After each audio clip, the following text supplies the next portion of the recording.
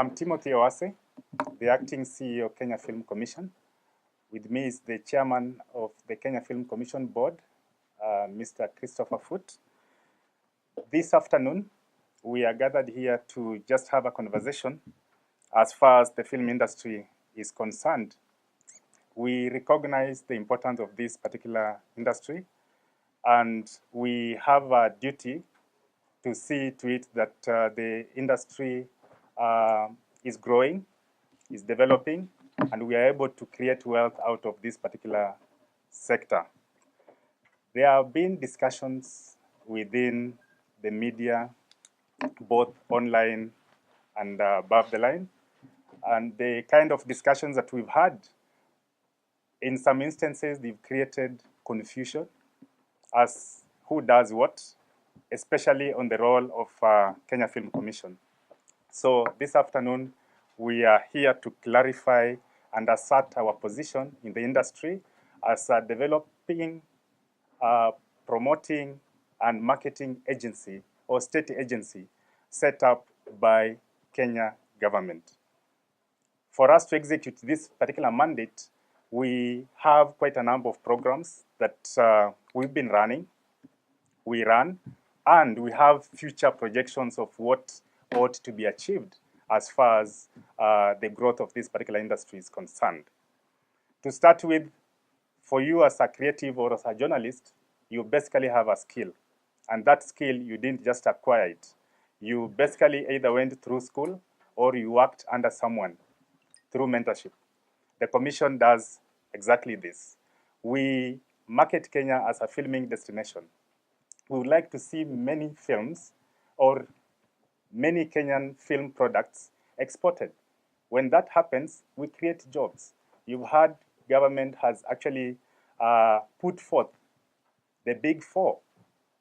As the members of the Fourth Estate, you may wonder, how do you connect film to the Big Four? Anyone? From our standpoint, this sector plays a critical role in manufacturing. All the equipment you are using today, the cameras, and anything else, basically come from somebody's hand and somebody's skill. All the stories that you tell, be it news or so, a writer will have to put this on paper without any sort of questioning, and you will be able to tell your story in the evening at 1 or whichever time based on the information you've gathered. If you don't have that writing skill, then you may not be able to tell your story. At Kenya Film Commission, we build capacity to ensure that we have qualified filmmakers who are able to tell stories that can traverse the world. You've heard of Kalasha. That's just one of the many activities that the Commission has undertaken over years. We've had the awards. We have the market, which we held about a month ago. That was the month of March, basically attracting international distributors, buyers of content, and all that to come here so that we can be able to exchange at a marketplace. This is just one of those initiatives that are critical. Something else that I want to mention as key to our programs, we create audiences. Recently, we closed an entry for a mobile film competition. I'm not sure whether there is anyone in this room who submitted an entry to this particular competition. My Kenya, My Story. Anyone who've heard of this? This is a competition that was put forth by the Commission to basically create room for mobile filming. And filming today has become very easy because of technology. At the Commission, we want to emphasize this. Basically, what I'm trying to say, when we are addressing issues within the industry, be it on policy, research, industry liaison, I'll request the Fourth Estate to ask the right questions at any time anyone talks about the film industry. I'll be glad if you ask me questions about our mandate and to clarify anything as far as our mandate is concerned, other than if information is peddled out there without any clarification. A right of reply is critical, and at the Commission, we encourage the media because you are the ones who will be able to sensitize the public to know exactly where they ought to get given services. With that, I'll be able to pass the mantle to my chairman to speak, and I'll speak later. Thank you. Good. Well, good afternoon, everybody, and thank you all very much for making the time to come. I know you're all very busy. Good to see some friends, some new, some old, and welcome to KFC. First of all, do feel free anytime to come and spend time here. We have just launched a resource centre here, which should be a benefit to you folk from the media. It's the only one we know in Kenya, which will allow you to access any online audio-visual related services. We have computers, we have the software, we have the subscriptions. So that's just a quick plug for that. Come and use it. It's free of charge. You just need to book into it.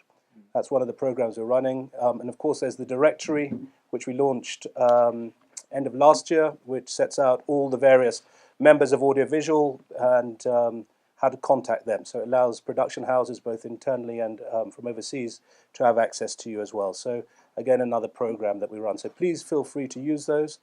Timothy runs a very open door policy. I hope, as you've seen around here, we don't look like a government department. We deliberately try not to. It is really, as you know, in audiovisual, it's quite a unique space. Just to let you know, we will be taking questions later on. I know many of you will have questions, particularly on the issue of licensing, which has cropped up and I know is fore to your mind. We'll also take questions on the issue of Rafiki, the movie that went to Cannes, and which I know has also caused a bit of contention in this country, and which we have taken a very strong view on as well. So there will be questions on that as well. In terms of our mandate, it's very clear. We are the sole government body mandated by law to deal with the film and TV industry in terms of building capacity, building up the industry and developing it. No one else has that mandate. And we're very clear about that mandate. Now, whether that mandate is being respected is another question, which I'm sure you will have some questions on later on. Our second mandate is to encourage people to come and make movies in Kenya. And that's something we work on throughout the year. And as many of you know who are involved in audiovisual, some of our best directors and producers cut their teeth on international productions. That's where they learnt from the best in the world when they came and make big movies here. And our third mandate, which we haven't done, is archiving, and archiving our culture, our heritage vis-a-vis audiovisual. We haven't done that yet because that, as you know, is a very unique skill set. It requires a huge amount of resources. You need to create special buildings with special humidity, temperature, light, and so forth, and we have yet to receive the funds to do that. But one day, hopefully we'll do that, because obviously we want to make sure future generations have access to the amazing audiovisual that's come out of this country over the last probably decades, I would say. So that's an idea about our mandate, and you will be aware that the Communications Authority has a very clear mandate as the regulator. That is the official regulator of the industry, and we work very well with them. As you know, with the local content, we worked with them closely to make sure that 40% of local content is shown on our local stations, and we are pushing for 60%. And that's an example of when government works together. They came to us. We advised them what the industry could do. We try to marry the needs of media houses and also the needs of production houses. How do we bring them together? And that was a very successful thing, which both sides have realized has worked for the industry. And that is an example of them. So please, when it comes to matters relating to regulatory matters, please go to the Communications Authority. They are by far the best placed people to deal with that. And then, of course, there's KFCB, who have a very clearly defined mandate, which we respect and encourage under CAP 222, which is as the classifier. That is classification, and classification in the old days was censorship, but nowadays we can't call it that. But it's really to do with ratings. It's what content is appropriate for people to see out there. And you've heard our mandate. So really, those three state institutions, organs, we have very clearly defined mandates. And I would ask you to hold us to account on those mandates. And if we step out of line on those mandates, call us out on it for sure. All right? But also direct your questions to those relevant bodies. Regulatory, Communications Authority. Ratings to KFCB. developing the industry and why people are not making movies in this country, come to us. And we'll be very candid with you.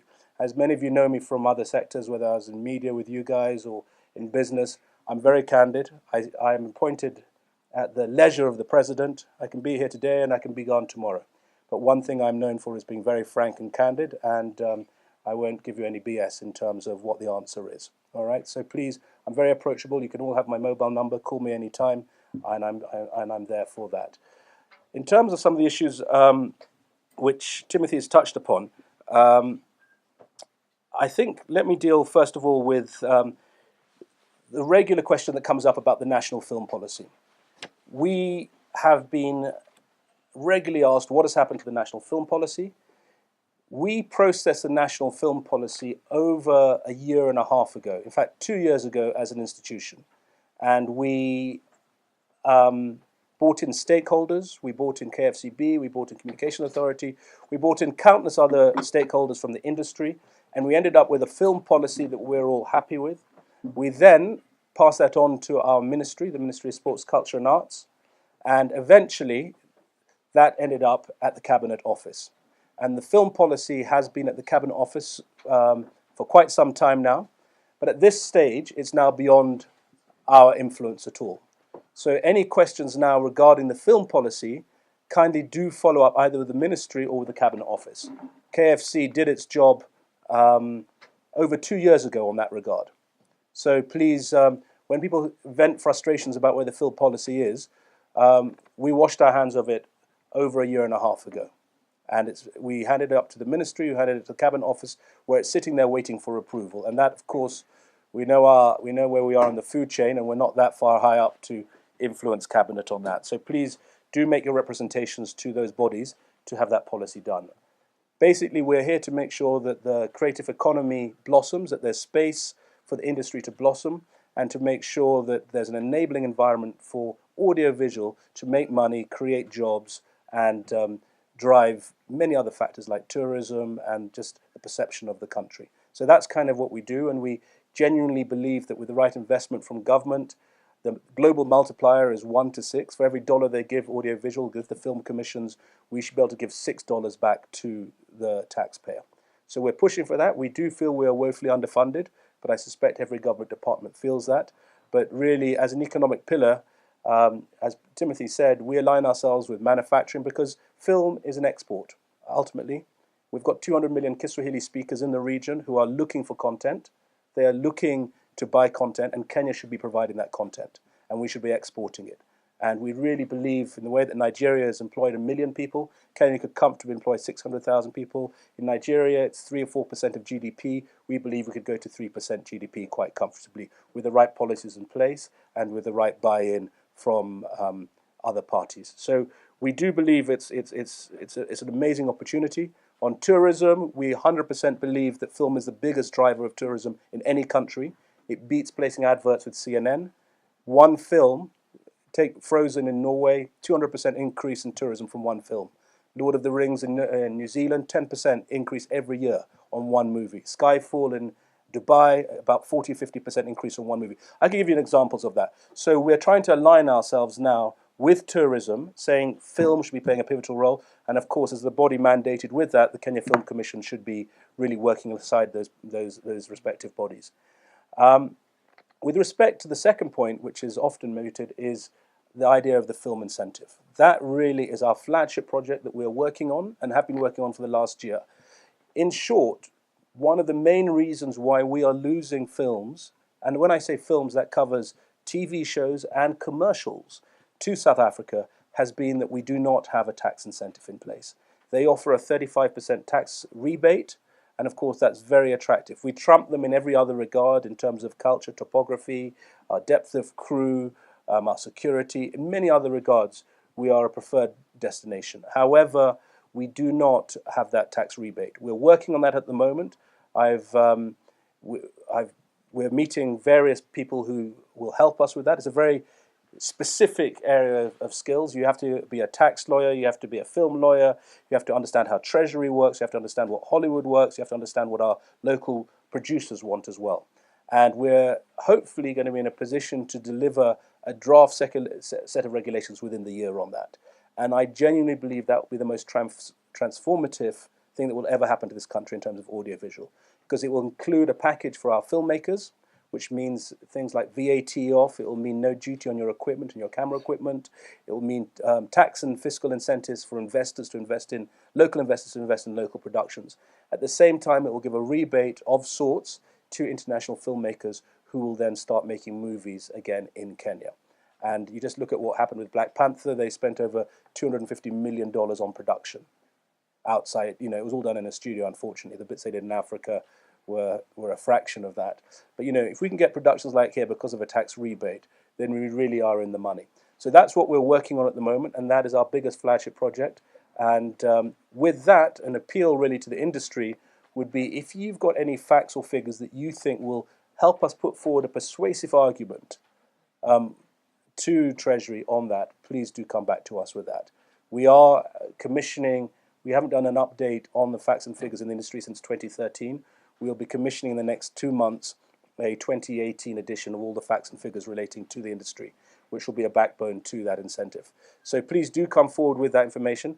And I think also to the stakeholders, we'd encourage you, in the first week of June, we will be bringing together all the stakeholders and their associations to discuss what the industry needs. You know, there's this misconception that the tail wags the dog. We are here to serve the stakeholders and not the other way around. We're not here to make money from you. We're not here to tell you what to do. We're here to listen to what the stakeholders want and then try and affect that change within government. And I think that's very important, not just with us. In the many other hats I wear, that's the way that government should work. And so we'll be holding that stakeholders forum in the first week of June. Go to our website, make sure you'll get our newsletter and find out the details for it. And at that point there, we'll be interacting with what you need. We'll give you updates of the programs we're doing, and hopefully we'll move forward together. So that's something very exciting that will be happening. If I could move on then to the issue of licensing. Again, that is a very topical question. A couple of questions I would ask on that. The law is very clear as to who should be licensing. The law is very clear as to who should be gazetted by which ministry to do the licensing. And I would just ask you to do your homework and find out who is that person. I'll leave it at that, but I think you'll be surprised as to who the law has given that power to. So that's number one. Number two, in terms of licensing, the prerogative has got to be